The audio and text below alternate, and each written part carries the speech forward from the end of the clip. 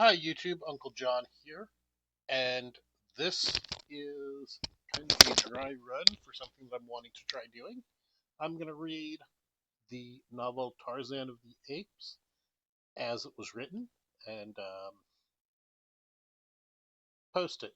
Uh, the copy that I'm reading is off of Project Gutenberg, and I am not going to read the entire Project Gutenberg um, preamble that they require to be included with their books. The book is in the public domain, as is Project Gutenberg's rendition of it. So uh, I'm just choosing to cut that part out.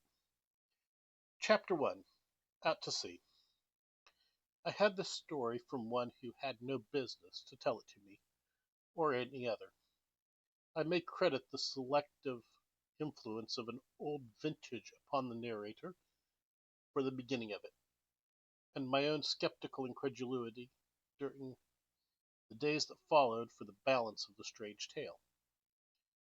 When my convivial host discovered that he had told me so much, and that I was prone to doubtfulness, his foolish pride assumed the task of the old the old vintage had commenced, and so he unearthed written evidence in a form of a musty manuscript and dry official records of the British Colonial Office to support many of the salient features of his remarkable narrative. I do not say this story is true, for I did not witness the happenings in which it portrays, but the fact that in the telling of it to you I have taken fictitious names for the principal characters quite sufficiently evidences the sincerity of my own belief that it may be true. The yellow, mildewed pages of a diary of a man long dead and the records of the Colonial Office dovetail perfectly with the narrative of my convivial host, so I give you the story as I painstakingly pieced it from those several various agencies.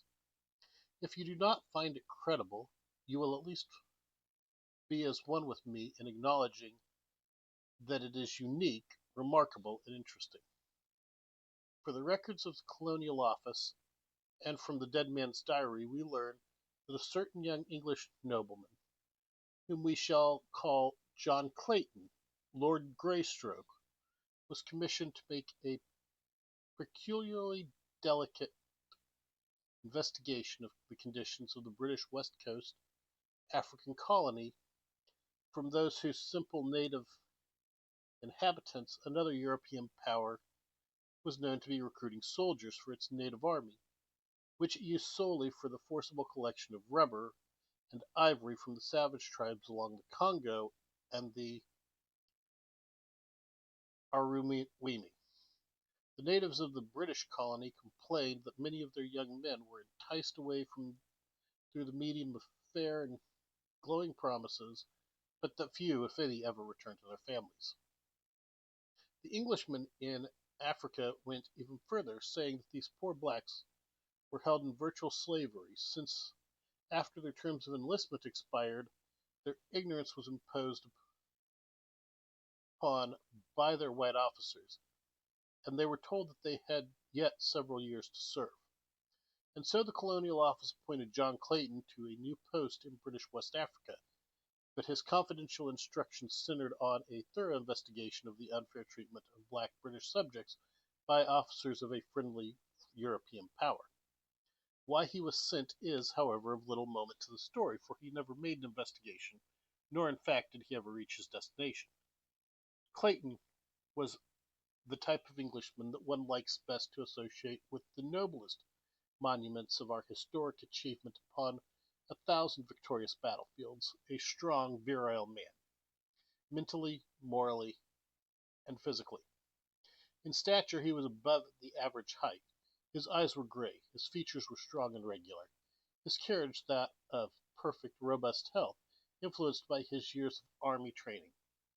Political ambition had caused him to seek transference from the Colonial Office, and so we find him still young, entrusted with a delicate and important commissions in the service of the Queen.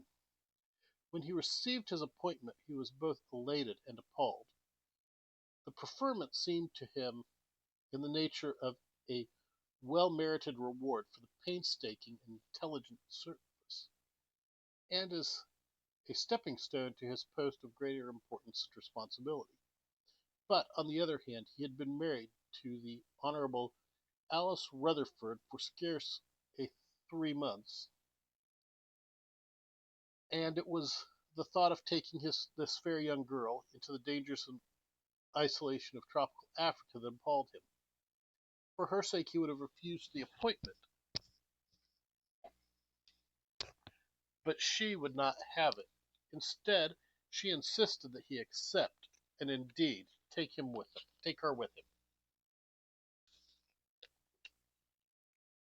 There were mothers and brothers and sisters, aunts and cousins, to express various opinions on the subject, but what they severally advised was history is silent. We know only that on a bright May morning in 1888, John, Lord Greystoke, and Lady Alice sailed from Dover on their way to Africa. A month later they arrived at Freetown, where they chartered a small sailing vessel, the Fuwalda, which was to bear them to their final destination. And here John, Lord Greystoke, and Lady Alice, his wife, vanished from the eyes and from the knowledge of men. 2 months after they weighed anchor and cleared from the port of Freetown, a half-dozen British war vessels were scouring the South Atlantic for the trace of them and their little vessel, and it was almost immediately that the wreckage was found on the shores of St. Helena, which convinced the world that Fuwalda had gone down with all on board, and hence the search was stopped ere it scarce began, though hope lingered in longing hearts for many years. The Fuwalda, a barkentine about 100 tons, was a vessel of a type often seen in the coastwise trade in the far southern Atlantic, their crews composed of the offscourings of the sea, unhanged murderers and cutthroats of every race and nation. The Fuwalda was no exception to the rule. Her officers were swarthy bullies, hating and hated by their crew. The captain, who, while a competent seaman, was a brute in his treatment of his men. He knew, or at least he used but two arguments in dealing with them: the belaying pin and the revolver. Nor is it likely that the motley aggregation he signed would have understood aught else. So it was that from the second day out from Freetown, John Clayton and his young wife witnessed scenes upon the deck of the Fuwalda such as they had believed were never enacted outside the covers of printed stories of the sea. It was on the morning of the second day that the first link was forged in what was destined to form a chain of circumstances ending in a life for one of them then unborn such as never been paralleled in the history of man. Two sailors were washing down the decks of the Fuwalda. The first mate was on duty, and the captain had stopped to speak with John Clayton and Lady Alice. The men were working backwards towards the little party who were facing away from the sailors. Closer and closer they came, until one of them was directly behind the captain. In another moment he would have passed by, and the strange narrative would never have been recorded. But just that instant the officer turned to leave Lord and Lady Greystoke, and as he did so he tripped against the sailor and sprawled headlong on the deck, overturning the water pail so that he was drenched in its dirty contents. For an instant the scene was ludicrous, but only for an instant. With a volley of oaths, his face was suffused scarlet with mortification and rage. The captain regained his feet, and with a terrific blow felled the sailor to the deck. The man, rather small and rather old, so that the brutality of the act was thus accentuated. The other seaman, however, was neither old nor small, a huge bear of a man with fierce black mustachios and a great bull neck set between massive shoulders. As he saw his mate go down, he crouched with a low snarl, sprang upon the captain, crushing him to his knees with a single mighty blow. From scarlet the officer's face went white, for this was mutiny, and mutiny he had met and subdued before on his brutal career. Without waiting to rise, he whipped a revolver from his pocket, firing point blank at the great mountain of muscle towering before him. But quick as he was, John Clayton was almost as quick, so that the bullet which was intended for the sailor's heart lodged in the sailor's leg instead, for Lord Greystoke had struck down the captain's arm as he had seen the weapon flash in the sun. Words passed between Clayton and the captain, the former making it plain that he was disgusted with the brutality displayed towards the crew, nor would he countenance anything further of the kind while he and Lady Greystoke remained passenger. The captain was on the point of making an angry reply, but thinking better of it, turned his heel and, black and scowling, strode aft. He did not care to antagonize an English official, for the Queen's mighty arm wielded a punitive instrument which he could appreciate, and which he felt, England's far-reaching navy. The two sailors picked themselves up, the older man assisting his wounded comrade to rise. The big fellow, who was known among his mates as Black Michael, tried his leg gingerly. Finding that it bore his weight, he turned to Clayton with a word of gruff thanks. Though the fellow's tone was surly, his words were evidently well meant. Ere he had scarce finished his little speech, he had turned and was limping off towards the forecastle, with the very apparent intention of forestalling any further conversation. They did not see him again for several days, nor did the captain accord them more than the surliest of grunts when he was forced to speak with them. They took their meals in their cabin, as they had before the unfortunate occurrence, but the captain was careful to see that his duties never permitted him to eat at the same time. The other officers were coarse, illiterate fellows, but above all the villainous crew they bullied, and were only too glad to avoid social intercourse with the polished English noble and his lady, so that the Claytons were left very much to themselves. This itself accorded perfectly with their desires, but it also rather isolated them with life on the little ship, so that they were unable to keep in touch with the daily happenings which which would accumulate soon in bloody tragedy. There was in the whole an atmosphere of the craft, that undeniable something that presages disaster. Outwardly, to the knowledge of the Claytons, all went on as before upon the little vessel, but there was an undertow leading them towards some unknown danger that both felt, though they did not speak of it to each other. On the second day after the wounding of Black Michael, Clayton came on deck just in time to see the limp body of one of the crew being carried below by four of his fellows, while the first mate, a heavy belaying pin in his hand, stood glowering at the little party of sullen sailors. Clayton asked no questions. He did not need to. And the following day, the great lines of a British battleship grew out of the distant horizon. He had determined to demand that he and Lady Alice be put aboard her, for his fears were steadily increasing that nothing but harm could result from him remaining on the lowering sullen Fuwalda. Toward noon they were within speaking distance of the British vessel, but when Clayton had nearly decided to ask the captain to put them aboard her, the obviously ridiculousness of such a request suddenly became apparent. What reason could he give the officer commanding Her Majesty's ship for desiring to go back in the direction from which he had just come? What if he told them that two insubordinate seamen had been roughly handled by their officers, they would but laugh in their sleeves, and attribute his reason to wishing to leave the ship to be one thing, cowardice. John Clayton, Lord Greystoke, did not ask to be transferred to the British man of war.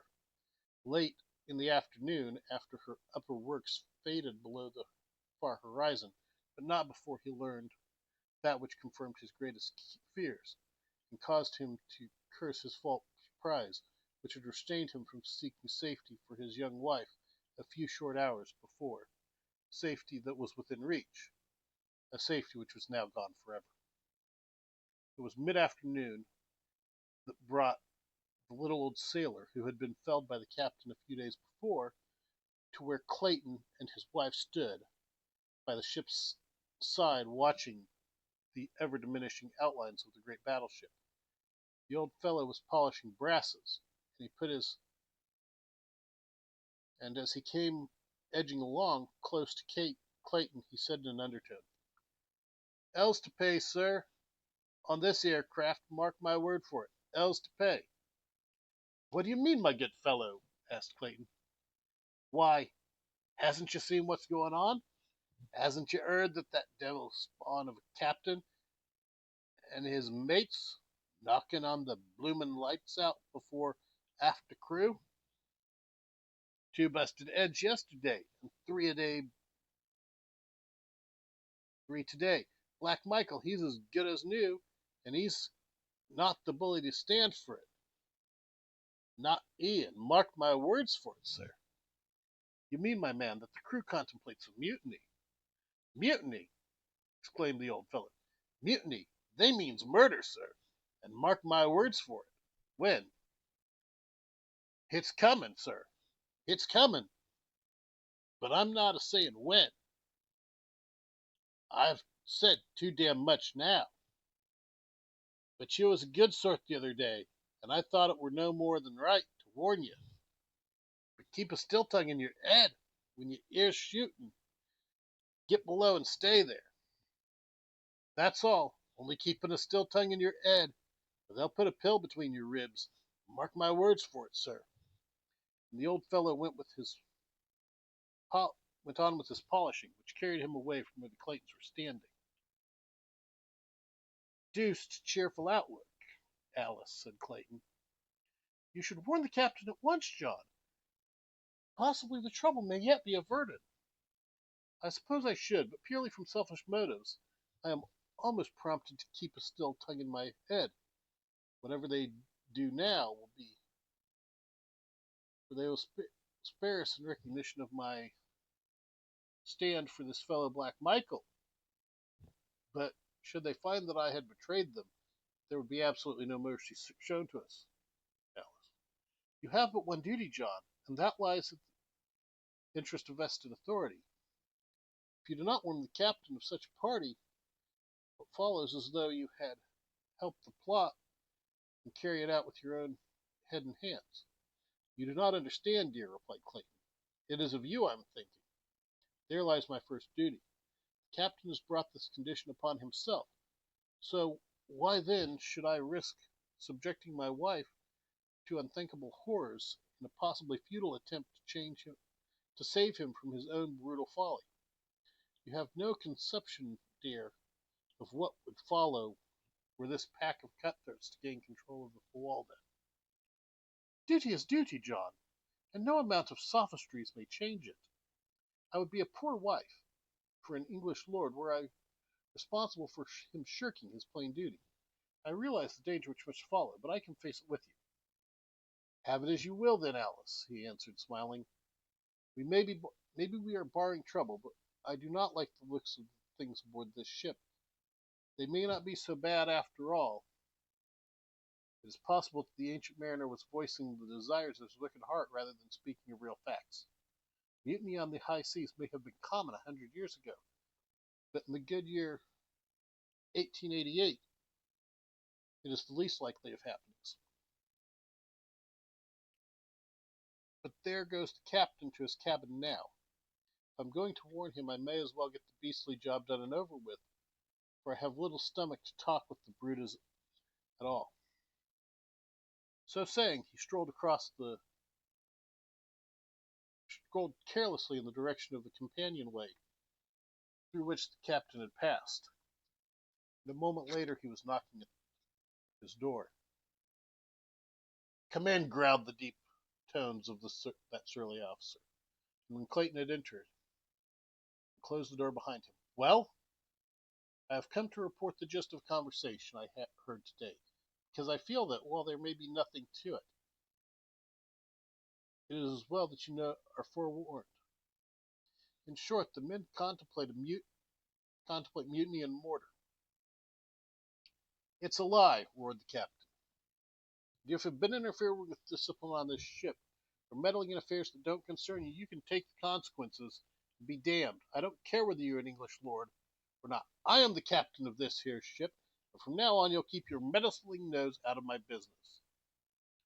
The captain had worked himself up into such a frenzy of rage he was fairly purple of the face. He shrieked his last words at the top of his voice, emphasizing his words with a loud thumping of the table with one huge fist, and shaking the other in Clayton's face. Graystroke never turned a hair, but soon said, eyeing the man with his level gaze. "Captain Billings," he drawled finally, "if you'll pardon my candor, I might remark that you are something of an ass." Whereupon he turned and left the captain in the same indifferent ease that was habitual to him, which was surely more calculated to raise the ire of a man of Billings' class than a torrent of invective.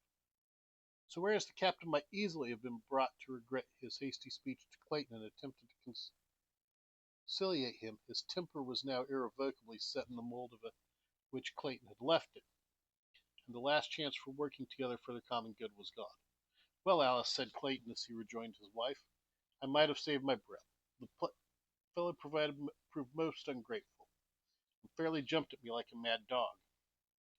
He and his blasted old ship might hang for aught I care, and until we are safely off the thing I shall spend my energies looking to our own welfare. And I rather fancy the first step to that should be to go to our cabin and look over my revolvers. I am sorry now that we packed the larger guns and the ammunition with the stuff below." They found their quarters in a bad state of disorder. Clothing from their open boxes and bags strewed over their little apartment, and even their beds had been torn to pieces. Evidently, someone was more anxious about our belongings than we were, said Clayton. "Let's have a look around, Alice, and see what was missing." And a thorough search revealed that nothing had been taken but Clayton's 2 revolvers, and the small supply of ammunition he had saved for them. "Those are the very things I most wish they had left us," said Clayton.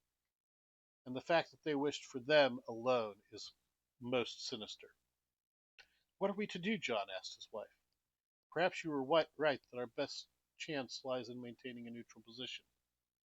If the officers are able to prevent a mutiny, we have nothing to fear, while if the mutineers are victorious, our one slim hope lies in not having attempted to thwart or to antagonize them." "Right you are, Alice. We'll keep to the middle of the road."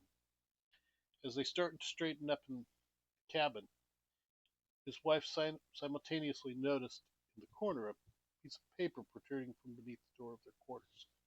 As Clayton stooped and reached for it, he was amazed to see it move further into the room. He realized it was being pushed inward by someone from without. Quickly he stepped towards the door, but as he reached the knob to throw it open, his wife's hand fell upon his wrist. "No, John, they do not wish to be seen, so we cannot afford to see them. Do not forget that we are keeping to the middle of the road." Clayton smiled and dropped his hand to his side. Thus they stood watching the little bit of white paper that had finally remained at rest upon the floor just inside the door. Then Clayton scooped and picked it up. It was a bit grimy, white paper roughly folded into a ragged square. Opening it, they found a crude message printed almost illegibly, and with many evidences of an unaccustomed task. Translated, it was a warning to the Claytons to refrain from reporting the loss of their revolvers, or for repeating what the old sailor had told them, to refrain from on pain of death. I rather imagine we'll be good, said Clayton with a rueful smile. About all we can do is sit tight and wait for whatever may come. And that completes Chapter 1 of Tarzan of the Apes. Please remember to like, comment, and subscribe. And let's see how this does. And I will see you in the next one.